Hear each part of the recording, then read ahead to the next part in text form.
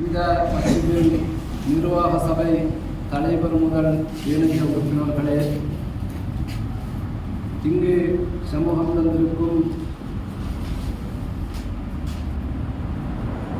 விருந்தினர்களே, குறிப்பாக முன்னைய நாள் SLBC முஸ்லிம் பகுதியின் தலைவராக இருந்த சகோதரர், ஏனைய உறுப்பினர்கள் எல்லோரையும் நான் விழித்தவனாக அல்ஹாஜ் முனவர்ஹாஜ் அவர்களுடைய அழைப்பிலும் இந்த மஸ்ஜிதின் அழைப்பிலும் இந்த இடத்துக்கு இன்றைய நேரம் வந்து உங்களை சந்திப்பதற்கு அருள் பாலித்த அல்லாஹ்வை புகழ்கின்றேன்.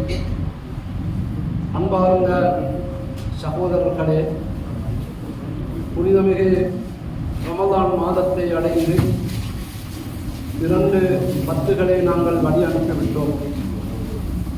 3வது பத்தின் ஆரம்ப பகுதியிலும் பல தினங்களை நாங்கள் கழித்துவிட்டோம். இந்த நேரத்தில் நாங்கள்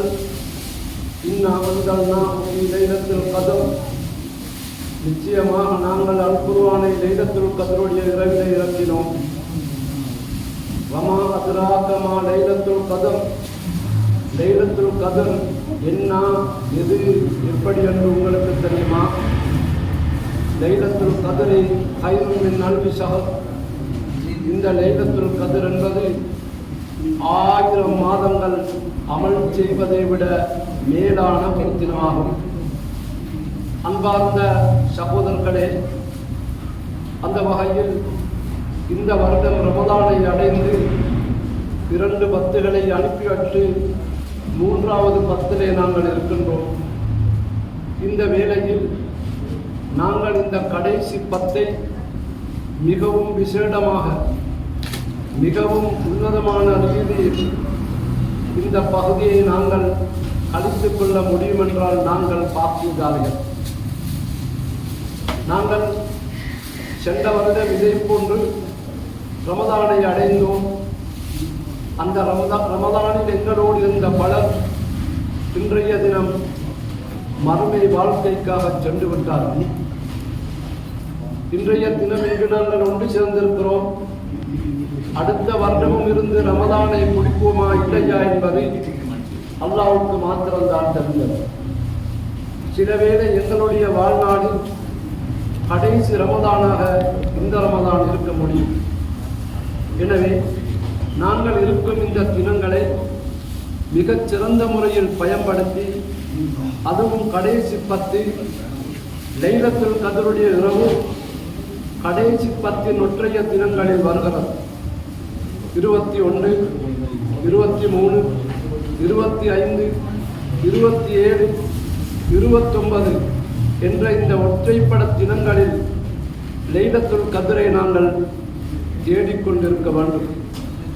அந்த தினத்தை எப்படியாவது அடைந்து, அந்த இரவை அடைந்து, அதிலே நல்லமல்களை புரிந்து 1000 மாதங்கள் அமல் செய்த நன்மையை பெற்றுக்கொள்ள முடியும் என்றால் நானும் நீங்களும் பாக்கியதால். எனவே அதற்கான முயற்சியை நாங்கள் செய்து கொள்ள வேண்டும். அதற்கடுத்ததாக ஒரு ஊர், எந்த ஊரிலே முஸ்லிம்கள் வாழ்கின்றார்களோ அந்த ஊரில் முஸ்லிம்கள் குறிப்பாக மஸ்ஜிதுக்கு முக்கியத்துவம் கொடுக்கின்றோம். ஒரு நாளைக்கு 5 முறை தொழுகைக்காக மஸ்ஜிதுக்கு வருகின்றோம். அந்த மஸ்ஜிதிலே வழிகாட்டல்களை பெற்றுக் கொள்கின்றோம்.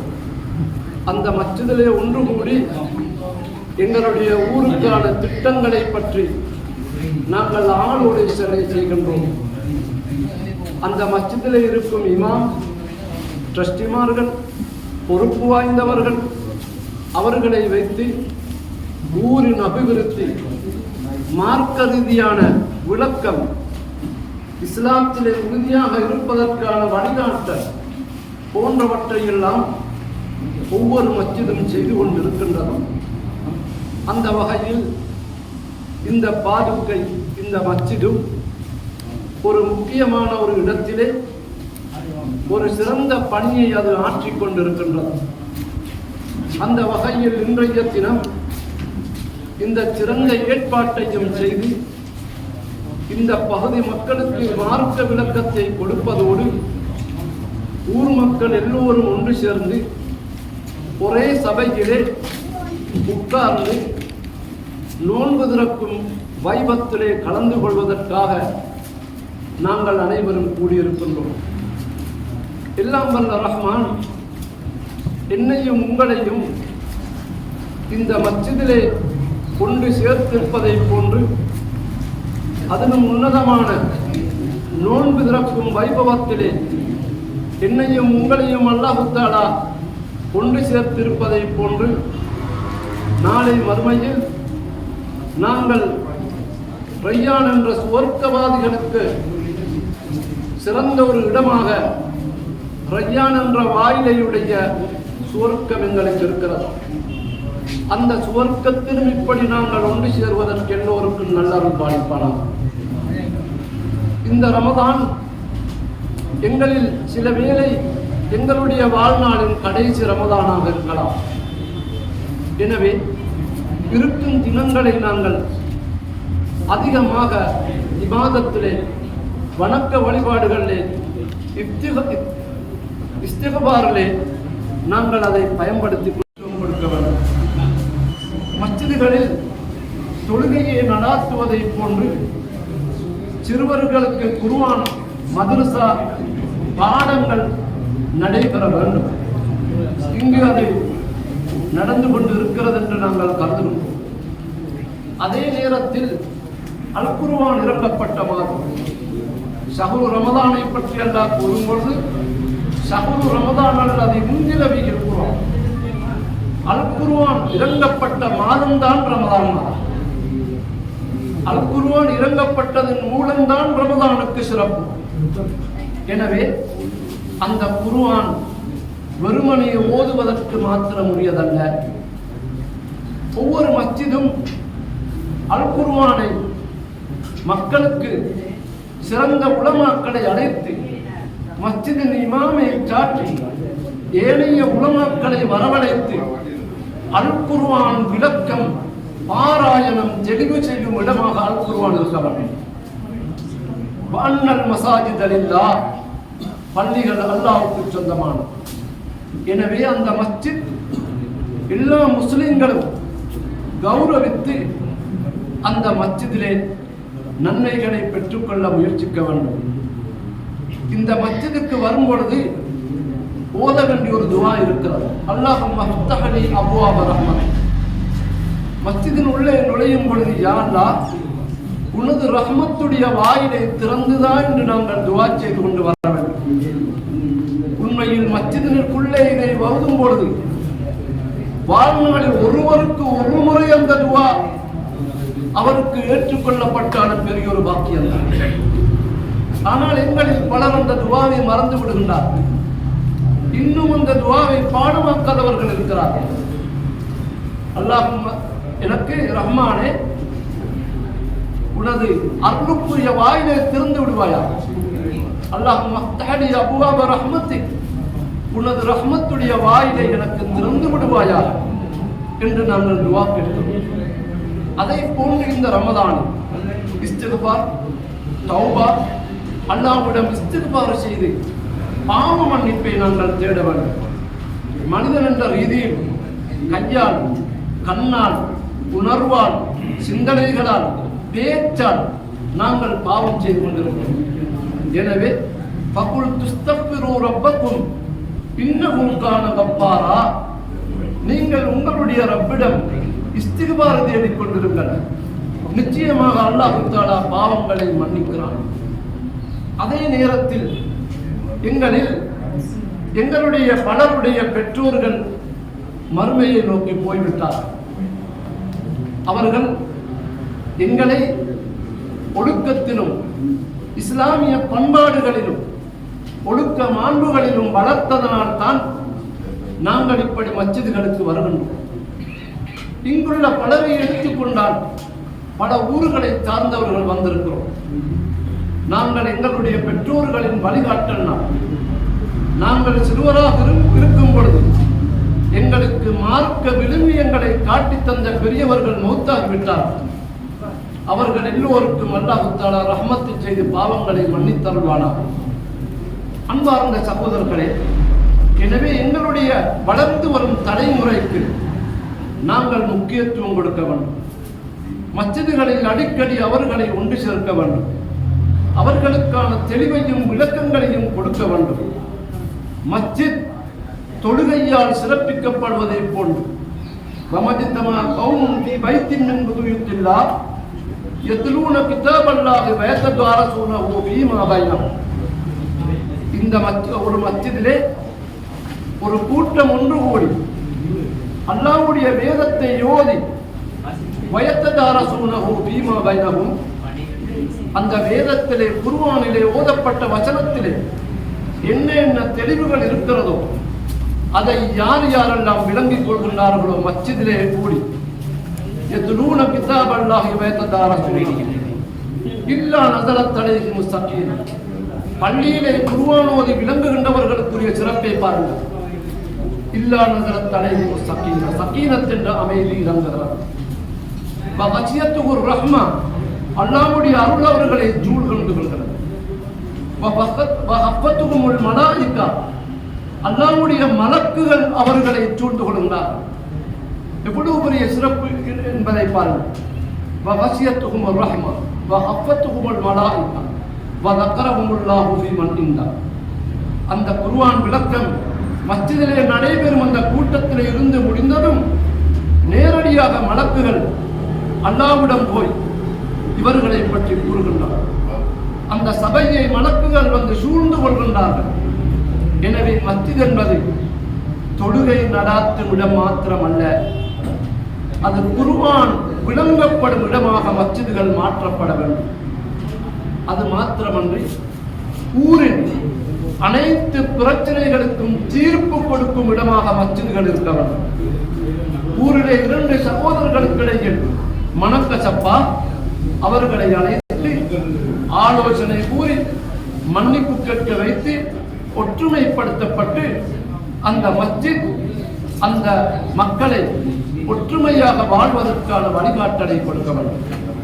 எனவே மஸ்ஜிதுக்கு நாங்கள் அடிக்கடி வரும் பொழுது அல்லாஹும் மஃப்தஹ்லி அபுவாப ரஹ்மத்திக், ரஹ்மத்துடைய வாயிலை திறந்துதா என்று அல்லாஹ்வின் மஸ்ஜிதிலே நுழையும் பொழுது கேட்கிறோம் என்றால் அந்த ரஹ்மத் எங்களுக்கு நிச்சயமாக கிடைக்கும்.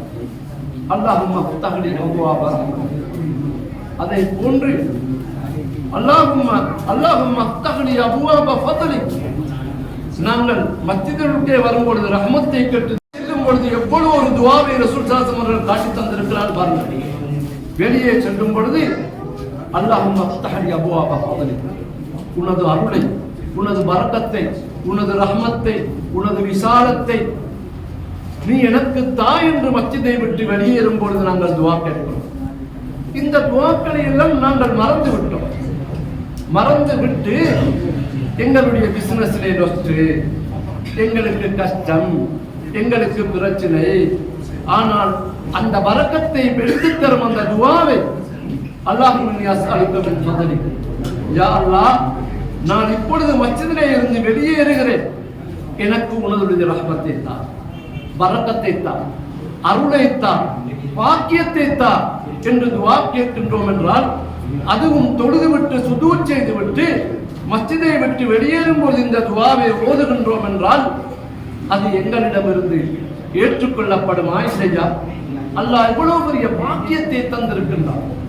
எனவே சகோதரர்களே, நாங்கள் மஸ்ஜிதை எங்களுக்கு தொழுகைக்கு பயன்படுத்துவதை போன்று ஈமானை உறுதிப்படுத்திக் கொள்வதற்கு, குர்ஆனை விளங்கிக் கொள்வதற்கு, ஹதீஸ்களை பாடமிட்டுக் கொள்வதற்கு, துஆக்களை பாடமிட்டுக் கொள்வதற்கு இந்த மஸ்ஜிதை நாங்கள் பயன்படுத்திக் கொள்ள வேண்டும். அந்த வகையில் இந்த ஊரை சார்ந்த சகோதரர்கள் எல்லோரையும் அதிகமானவர்களை நான் அறிந்து வைத்திருக்கிறேன். மார்க்கத்துக்கு முக்கியத்துவம் கொடுக்கின்றார், பொது விடயங்களுக்கு முக்கியத்துவம் கொடுக்கின்றார். அந்த வகையில் இந்த தினத்திலே இவ்வாறான ஒரு இஃப்தாரை ஏற்பாடு செய்து ஊர் மக்கள் எல்லோரையும் ஒன்று சேர்த்து அவர்களுக்கான மார்க்க விளக்கத்தையும் கொடுத்து இந்த இஃப்தாருக்கான ஏற்பாடுகளையும் செய்து இவ்வாறான சிறந்த அமல்களை செய்த சகோதரர்களுக்கு அல்லாஹ் தஆலா நல்லருள் பாலிக்க வேண்டும். அந்த வகையில் முன்னைய நாள் எங்களுடைய முஸ்லிம் நிகழ்ச்சியில் பொறுப்பாளராக இருந்த எங்களுடைய சகோதரர் அவர்கள் ஏனையவர்கள் இங்கு எல்லோரும் வந்திருக்கின்றார். எல்லோருக்கும் அல்லாஹ் தஆலா நல்லருள் பாலித்து தொடர்ந்தும் இவ்வாறான நல்லமல்களில் ஈடுபடுவதற்கும் இவ்வாறான பணிகளில் ஈடுபடுவதற்கும் அல்லாஹ் தஆலா எங்களுக்கு நல்லருள் பாலிக்க வேண்டும் என்று பிரார்த்தனை புரிந்து கொள்கிறோம். சில வேளை எங்களுடைய வாழ்நாளின் கடைசி ரமதானாக இருக்கலாம். எனவே அதிகம் இஸ்திக்பாரை தேடிக்கொள்வோம். எங்களுடைய பெற்றோர்கள் எங்களை வளர்த்துவிட்டு நல்ல ஒழுக்க பண்புகளை மாண்புகளை எங்களுக்கு தந்துவிட்டு சென்று விட்டார்.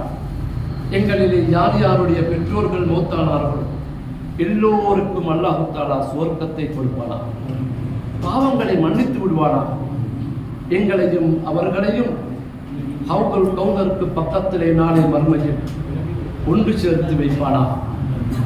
அன்பார்ந்த சகோதரர்களே, இந்த ரமதானிலே நாங்கள் ஆரம்பத்தை அடைந்து நடுவையும் அடைந்து கடைசி பகுதியையும் நெருங்கல் நிலையிலே அடைந்திருக்கிறோம்.